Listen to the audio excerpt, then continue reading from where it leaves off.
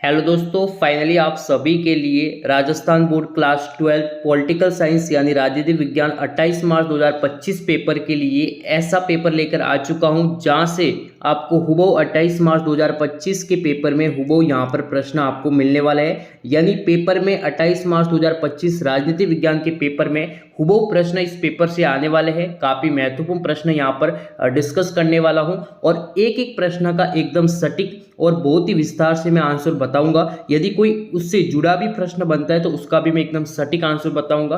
और जितने भी बहुवैकल्पिक प्रश्न, रिक्त स्थान वाले प्रश्न, जो अति लघुत्रात्मक प्रश्न, जितने भी प्रश्न आपके एग्जाम के पेपर में आपको मिलने वाले हैं, सभी प्रश्नों पर हम डिटेल में डिस्कस करने वाले हैं। तो अभी तक आपने इस क्लास को लाइक नहीं किया है तो क्लास को क्या कर दीजिए, लाइक कर दीजिए। चैनल को सब्सक्राइब करके बेल आइकन को प्रेस कर दीजिए और ज़्यादा से ज़्यादा इस क्लास को शेयर करें अपने सभी दोस्तों के साथ। तो यहाँ पर देख सकते हैं राजनीति विज्ञान का पेपर आप सभी के सामने है और पहला जो फर्स्ट क्वेश्चन है वह दीवार जो 1961 में बनी थी। कब बनी थी? 1961 में बनी थी। ये कुछ महत्वपूर्ण फैक्ट है वो आपको ध्यान में रखना है, जो कि यहाँ पर आप देख सकते हैं 150 किलोमीटर लंबी थी, जिसे साम्यवादी दुनिया के विभाजन का प्रतीक माना जाता है, जिसे 9 नवंबर 1989 को गिरा दिया गया था।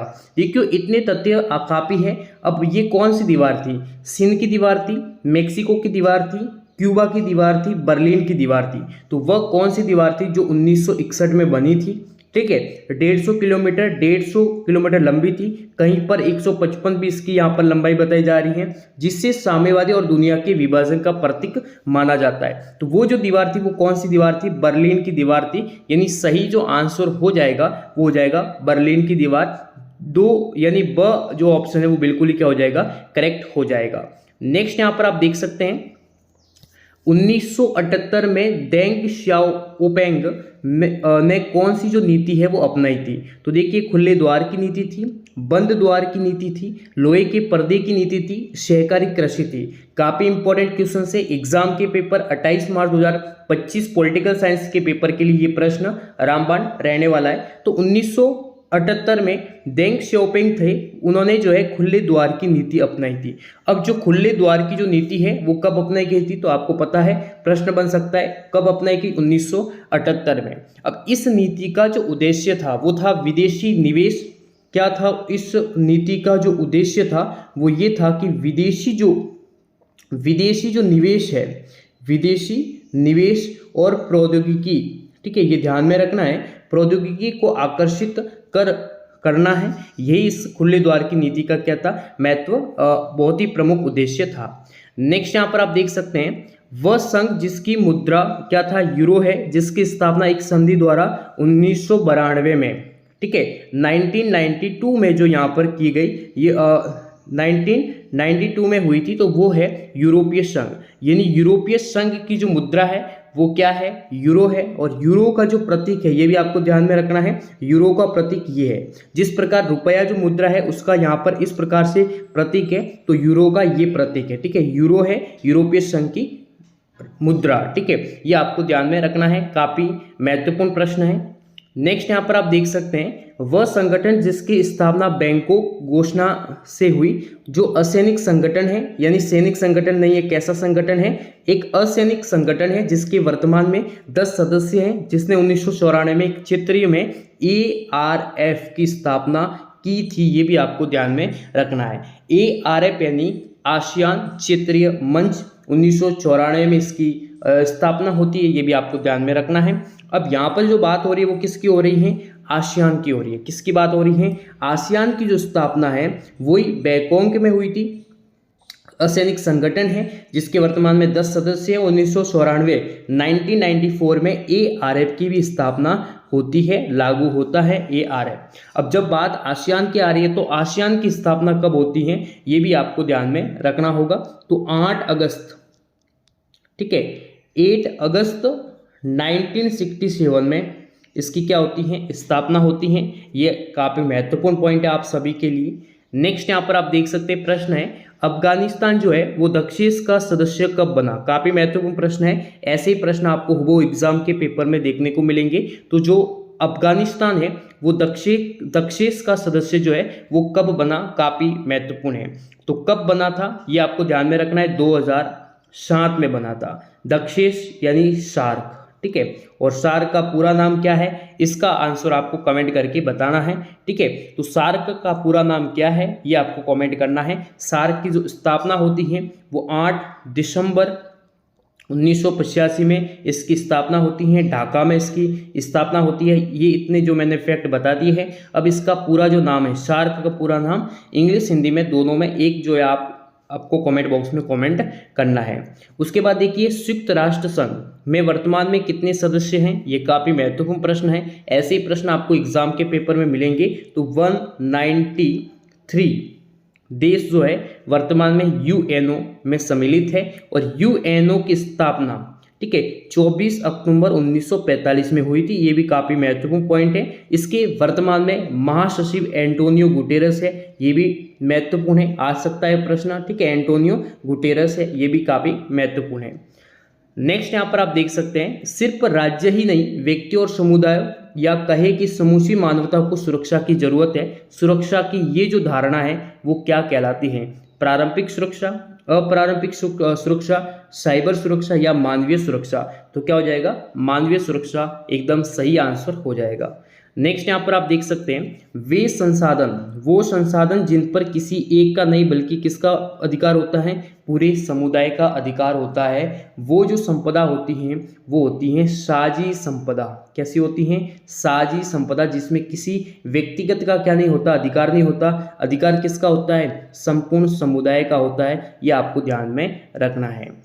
वित्तीय संकट से उबरने, आर्थिक वृद्धि की ऊंची दर हासिल करने की इच्छा से भारत में आर्थिक सुधारों की योजना कब शुरू की गई, काफी महत्वपूर्ण प्रश्न है। तो कब शुरू की गई, ठीक है, तो 1991 से शुरू की गई, ये आपको ध्यान में रखना है, काफी महत्वपूर्ण प्रश्न है। किसके दौरान, तो नरसिम्हा राव जो सरकार है उसके द्वारा शुरू की गई थी, नरसिम्हा राव सरकार, ठीक है, ये ध्यान में रखना है। नरसिम्हा राव जो सरकार है उसके दौरान जो है यहाँ पर शुरू की जाती है, जिसे एलपीजी रिफॉर्म भी कहा जाता है। क्या कहा जाता है, एलपीजी रिफॉर्म्स भी कहा जाता है। ये भी आपको ध्यान में रखना है। नेक्स्ट यहाँ पर आप देख सकते हैं, रजवाड़ों के शासकों ने भारतीय संघ ने अपने विलय के एक सहमति पत्र पर हस्ताक्षर किए। उस सहमति पत्र का नाम क्या है, उस सहमति पत्र, उस एग्रीमेंट को क्या कहा जाता है, तो उसे कहा जाता है इंस्ट्रूमेंट ऑफ एक्सेशन, बंध पत्र, समझौता पत्र या संधि पत्र। तो न तो उसे संधि पत्र कहते हैं, न समझौता, न बंध, उसे कहते हैं इंस्ट्रूमेंट ऑफ एक्सेशन कहा जाता है। सही आंसर ऑप्शन बिल्कुल ही करेक्ट आंसर होगा। काफ़ी इंपॉर्टेंट क्वेश्चन है। ऐसे ही प्रश्न 28 मार्च 2025 के पेपर में आपको हुबहू मिलने वाले हैं। और अभी तक आपने इस क्लास को लाइक नहीं किया तो क्लास को लाइक कर दीजिए, चैनल को सब्सक्राइब करके बेल आइकन को प्रेस करें, ज़्यादा से ज़्यादा इस क्लास को शेयर करें अपने सभी दोस्तों के साथ। नेक्स्ट यहाँ पर आप देख सकते हैं, प्रश्न है आप सभी के सामने है, भारत के प्रथम चुनाव आयुक्त कौन थे, काफी महत्वपूर्ण प्रश्न है। ऐसे फैक्चुअल क्वेश्चंस भी आपको पूछे जाएंगे। तो सुकुमार जैन कौन थे, सुकुमार जैन थे, वो प्रथम चुनाव आयुक्त थे, ठीक है। उसके बाद देखिए, प्रश्न जो महत्वपूर्ण है उन्हीं प्रश्न पर हम डिस्कस कर रहे हैं, अन्य जो प्रश्न है उन पर हम डिस्कस नहीं कर रहे हैं, ठीक है। तो जो महत्वपूर्ण प्रश्न है उन्हीं को हम डिस्कस लेंगे, ठीक है। अब ये काफी महत्वपूर्ण है। देखिए, स्वर्ण मंदिर में सैन्य कार्रवाई का कूट नाम था, क्या नाम था उस सैन्य कार्रवाई का कूट जो नाम था वो था operation blue star, operation blue star. अब इससे संबंधित भी आपको जानकारी होनी चाहिए, कब शुरू किया गया। तो भारतीय सेना द्वारा ये चलाया जाने वाला एक ऑपरेशन ब्लू स्टार है। स्वर्ण मंदिर में सैन्य कार्रवाई का कूट नाम था। 1 से 8 जून 1984 तक, 1984 में चलाया जाने वाला, भारतीय सेना द्वारा चलाया जाने वाला क्या था, ये एक अभियान था, ईस्ट ब्लू स्टार था। मंडल आयोग की सिफारिशों को लागू किस सरकार के द्वारा किया गया था, तो मंडल आयोग, ठीक है, 1990 में सिफारिशें लागू करता है। प्रधानमंत्री, तत्कालीन प्रधानमंत्री कौन थे, वीपी सिंह, ठीक है, वीपी सिंह की सरकार के द्वारा ही मंडल आयोग ने अपनी सिफारिशें जो है यहाँ पर की थी, लागू की थी। उसके बाद देखिए, रिक्त स्थान वाले जो महत्वपूर्ण प्रश्न है एग्जाम के पेपर में जो आपको मिलने वाले हैं, ठीक है। रिक्त स्थान है 1968 तक सल्तनत हुआ करता था। 1968 में एक गणतंत्र बना, यहाँ शासन की अध्यक्षात्मक प्रणाली अपनाई गई।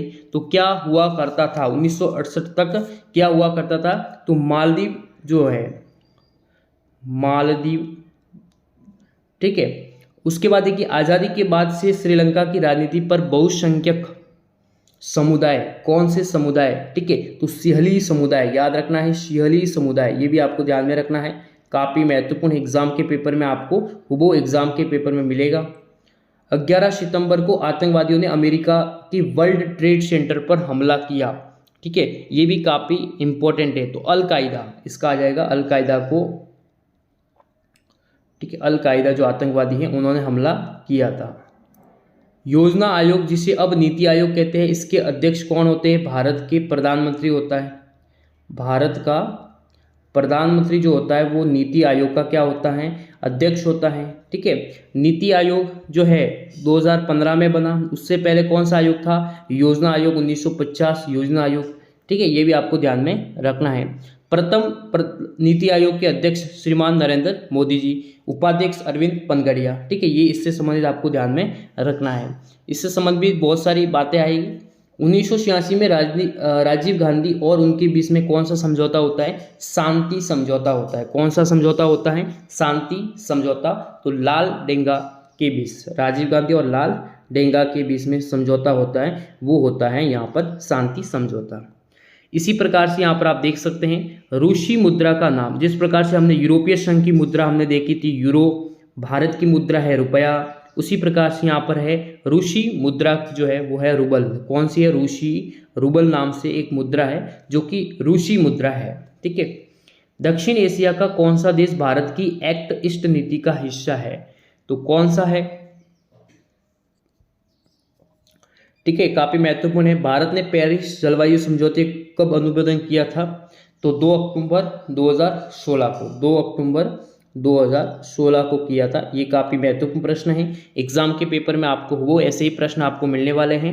World social forum, world social forum क्या है, तो ये क्या है, राजनीतिक मंच है। ये वैश्वीकरण विरोधी आंदोलन का एक वार्षिक शिखर सम्मेलन है। कैसा सम्मेलन है, वैश्विक विरोधी आंदोलन का एक वार्षिक शिखर सम्मेलन है। इसका सही आंसर हो जाएगा ये है वर्ल्ड सोशल फोरम। दूसरी पंचवर्षीय योजना है, उसके योजनाकार कौन थे, काफी महत्वपूर्ण प्रश्न है। तो पीसी महिला नोबिस जो है वो इसके क्या थे, योजनाकार थे। अब दूसरी जो पंचवर्षीय योजना है वो 1956 में, बार बार हर क्लास में मैं बता रहा हूँ 1956 से दूसरी पंचवर्षीय योजना लागू होती है। प्रथम जो पंचवर्षीय योजना 1951 से 1956 तक रहती है, जिसका उद्देश्य प्राथमिक क्षेत्र था। दूसरी पंचवर्षीय योजना उद्योगों पर जोर देती है, उद्योगों के विकास उत्पादन पर जोर देती है। भारत चीन के बीच पंचशील समझौते पर हस्ताक्षर कब हुए, काफी इंपॉर्टेंट है। जो पंचशील समझौता था उसे शांतिपूर्ण सहअस्तित्व का सिद्धांत भी कहा जाता है।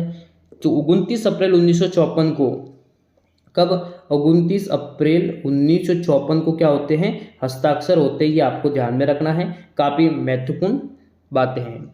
उसी प्रकार से देखिए अकाली दल जो है उसका गठन कब होता है, ये भी काफ़ी महत्वपूर्ण है, ठीक है।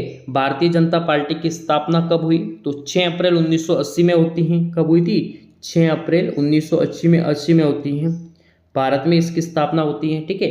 मंडल आयोग ने अपनी सिफारिशें कब पेश की थी, तो 14 दिसंबर 1920 में की थी, ठीक है।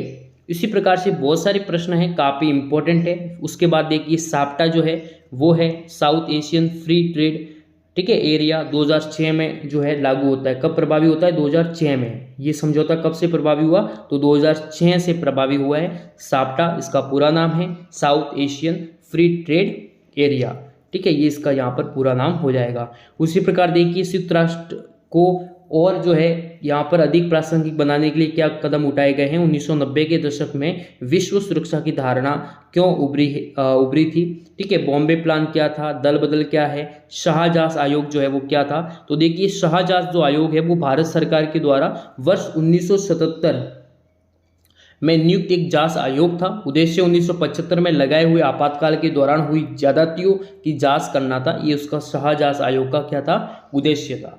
उसके बाद देखिए राजीव लोंगेवाला जो है उसका समझौता क्या था, तो 24 जुलाई 1985 का ये समझौता था, जिसमें भारतीय प्रधानमंत्री राजीव गांधी और अकाली नेता के हर्षन सिंह लोंगेवाल है, उनके द्वारा यह हस्ताक्षरित समझौता था। मंडल आयोग ने पिछड़े वर्ग के लिए क्या मुख्य सिफारिशें की है, इसी प्रकार से देखिए काफी महत्वपूर्ण जो प्रश्न है वो यहाँ पर आपको निम्नात्मक में भी देखने को मिलते हैं। और ये प्रश्न 28 मार्च 2025, ठीक है, 28 मार्च पॉलिटिकल साइंस के पेपर में हुबहू आपको मिलने वाले हैं। ये क्लास बहुत ही इंपॉर्टेंट रहने वाली है। ये क्लास 28 मार्च 2025 पेपर के लिए रामबाण साबित होने वाली, इसलिए अभी तक आपने इस क्लास को लाइक नहीं किया तो लाइक कर दीजिए, चैनल पर चैनल को सब्सक्राइब करके बेल आइकन को प्रेस करें और ज़्यादा से ज़्यादा इस क्लास को शेयर करें अपने सभी दोस्तों के साथ। भारत में प्रथम आम चुनाव सफल सिद्ध हुआ था, इस कथन को तर्क सहित आपको स्पष्ट करना है। भारत सोवियत संघ संबंधों की व्याख्या करनी है, सोवियत संघ के विघटन के परिणाम भी बताने हैं, भारत पर वैश्वीकरण के प्रभावों को स्पष्ट करना है,